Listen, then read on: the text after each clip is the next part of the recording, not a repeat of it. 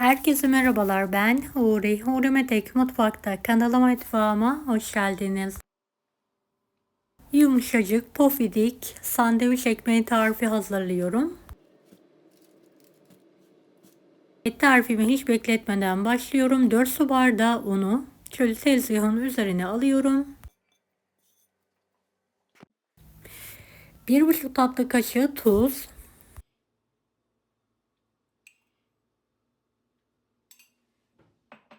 1,5 paket kuru maya, 2 tatlı kaşığı toz şeker, 2 yemek kaşığı sıvı yağ,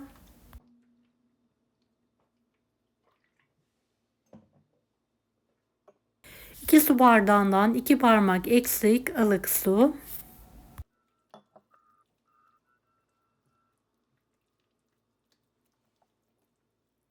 evet, oldukça yumuşak bir hamur hazırlayalım.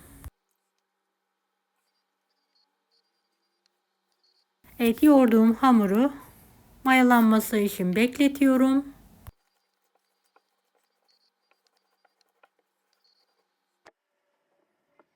Evet, hamurum çok güzel bir şekilde mayalandı. Havasını alarak tezgah üzerine alıyorum. Bir miktar elime yapışmaması için sıvı yağ gezdiriyorum.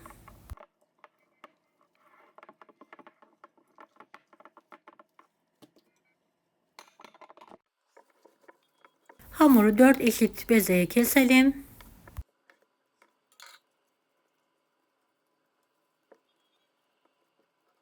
Ve yuvarlayalım.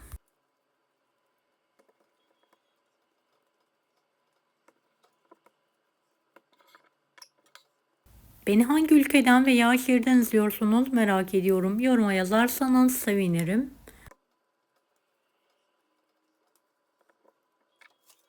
Evet, bir tane de tam buğday unlu yoğurdum kendim için.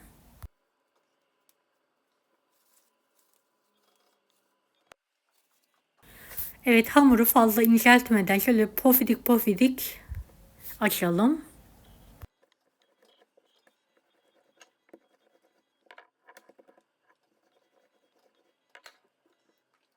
Sıvı yağ ile her tarafını yağlayalım, ikiye katlayalım ve fırın tepsisine alalım.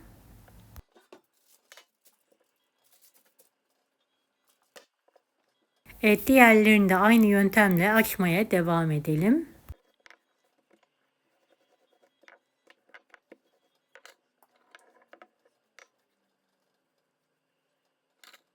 Sıvı yağla veya zeytinyağla yağlayabilirsiniz.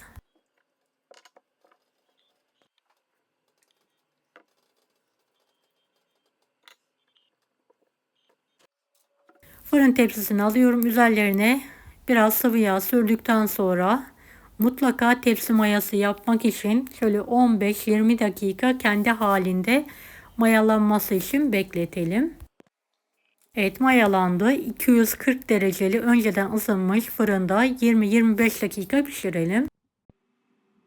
Evet, gördüğünüz gibi pofidik pofidik kabardı. Hemen fırından çıkartıyorum. İlk sıcaklığı geçmesi için kenarda dinlendiriyorum.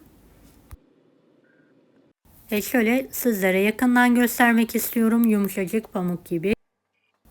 Evet, arasına ketçap ve mayonez sıkıyorum.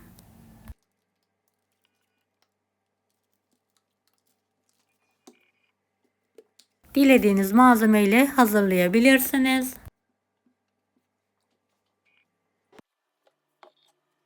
Kızartılmış patates,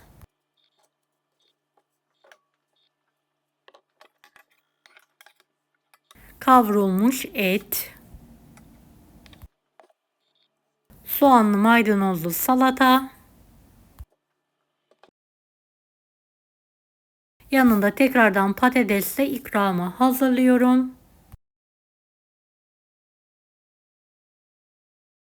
Gerçekten pamuk gibi yumuşacık, çok lezzetli oldu. Mutlaka deneyin.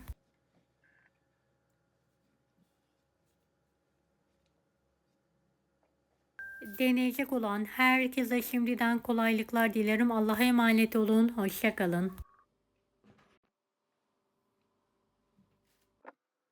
Daha farklı tarifler için bunları da izlemeyi unutmayınız. Evet, ortadan ikiye keserek ikramı hazırladım.